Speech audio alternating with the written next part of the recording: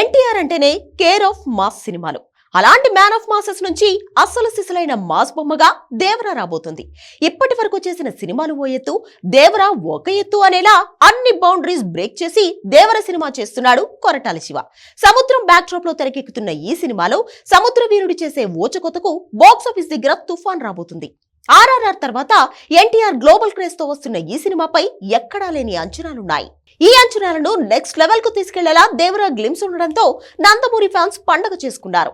Devara glimpse తో Devara promotions కు kick start ఇచ్చిన మేకర్స్ ఇదే స్పీడ్ లో షూటింగ్ కంప్లీట్ చేసి ఏప్రిల్ 5న దేవరా పార్ట్ 1 రిలీజ్ చేయడానికి రెడీ అవుతున్నారు. ఇప్పటికే దేవరా సినిమా 85% షూటింగ్ పూర్తి చేసుకుంది. తాజాగా హైదరాబాద్ ని అల్యూమినియం ఫ్యాక్టరీలో కొత్త షెడ్యూల్ ను స్టార్ట్ చేసినట్లుగా సమాచారం. ఇందుకోసం ప్రత్యేకంగా భారీ సెట్ వేశారట.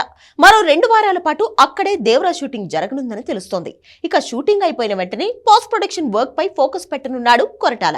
ఎట్టి పరిస్థితుల్లోనూ ఏప్రిల్లో దేవరా పార్ట్ 1 రిలీజ్ చేయాలని చూస్తున్నారు. ఈ సినిమాలో Bollywood hot beauty Janhvi Kapoor heroine గా నటిస్తుండగా సైఫ్ అలీ ఖాన్ విలన్ గా నటిస్తున్నాడు.